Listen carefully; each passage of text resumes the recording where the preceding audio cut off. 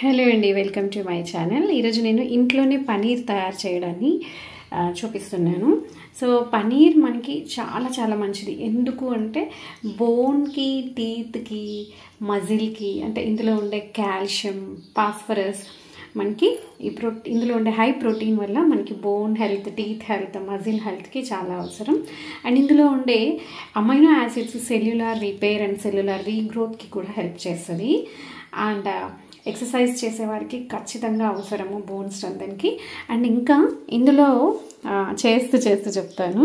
ఇందులో ఉండే ఫస్ట్ ఏంటి అంటే మనం ఇంట్లోనే మనం బయట తీసుకునే పనీర్ చాలా ప్రిజర్వేటివ్స్, కెమికల్స్ యాడ్ చేస్తారు. అస్సలు అది ప్రోటీన్ నిజంగా పాలతో కాకుండా కూడా తయారు చేస్తున్నారట. ఎంత అన్యాయం చూడండి.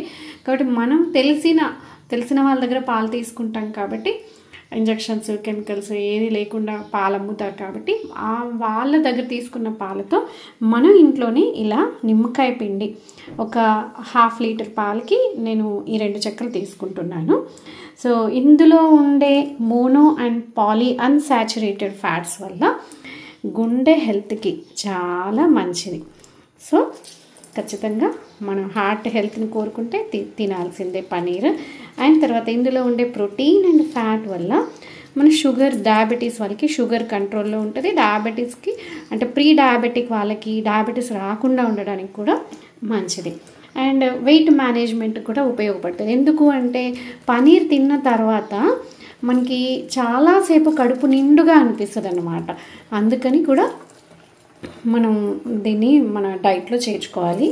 అండ్ ఇందులో ఉండే B12 అండ్ ఒమేగా 3 వల్ల మన బ్రెయిన్కి, నర్వస్ సిస్టమ్కి కూడా చాలా మంచిది. మరి ఇన్ని బెనిఫిట్స్ ఉన్న పనీర్ని అట్లీస్ట్ వారంలో 3 సార్లైనా తీసుకునే ప్రయత్నం మీరు చేస్తున్నారా చెక్ చేసుకోండి. ఓకేనా? సో అయిపోయింది చూడండి. ఇంకండి పాలు విరిగిపోయినాయి. ఇది ఉడికి దగ్గరగా వస్తుంది. మనం కొన్న పనీర్ లాగా ఇలా బ్లాక్స్ లాగా రాదు, కానీ ముద్దలుగా వస్తుంది. సరిపోతుంది. మనకు తినడం కావాలి కదా. సో ఎలా ఉంటే ఇది చూపుకు మంచిగా కనబడ్డది, ఎప్పుడు కూడా ఆరోగ్యానికి మంచిది కాదు. సో పిల్లలు తినరేమో అని అనుమానం వద్దు.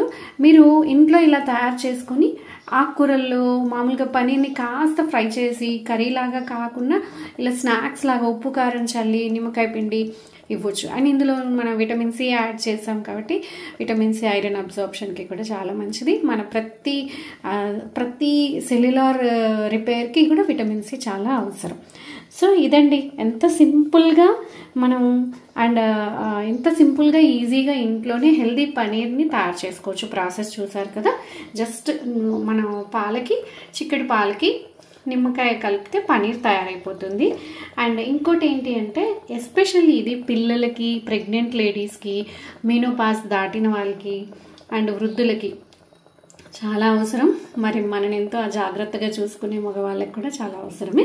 మరి ఎంత తినాలి? మంచిది కదా అని చాలా ఎక్కువ తినేయకూడదు. 50 to 100 grams పర్ డే తినాలి. ఓకేనండి. సో ఎంత సింపుల్గా పనీర్ తయారు చేసుకోవచ్చో చూసారు కదా. అండ్ పనీర్ మీరు ఎన్ని రోజులకు ఒకసారి తింటున్నారు, అసలు తింటున్నారా లేదా, ఫోకస్ చేస్తున్నారా లేదా, లేకపోతే ఈ వీడియో చూసిన తర్వాత అయినా మీరు ఇంట్లోనే తయారు చేసుకుని పనీర్ని మీ డైట్లో భాగం చేసుకుంటారని ఆశిస్తూ బాయ్ అండి. Thank you. Love you so much. And please do subscribe my channel.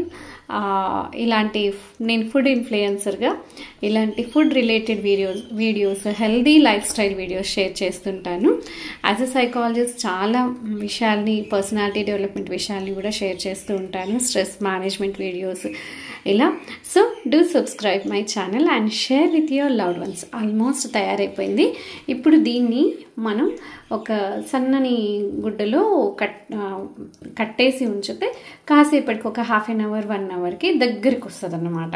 So మనం ఈవినింగ్ ఇలాంటివి తయారు చేసుకొని పెట్టుకుంటే దాన్ని మనం కర్రీస్లో నెక్స్ట్ డే ఫ్రిడ్జ్లో పెట్టుకొని కూడా మీరు వాడుకోవచ్చు. మేమైతే ఫ్రిడ్జ్ వాడడం కాబట్టి నేను ఎప్పటికప్పుడు చేసుకుంటూ ఉంటాను. ఓకే, చూడండి ఇలా ఇంత మంచి హోమ్ మేడ్ పనీర్ రెడీ అయిపోయింది మనకి. సో దీన్ని మీరు కర్రీస్లో వాడుకుంటారా, యాజ్ ఇట్ ఈజ్గా కొంచెం ఇలా ఫ్రై చేసి వాడుకుంటారా, గ్రేవీ కర్రీ చేసుకుంటారా, మీ ఇష్టం. కానీ ప్రతిరోజు 50 to 100 grams తీసుకునే ప్రయత్నం అయితే చేయండి. బాయ్. Thank you.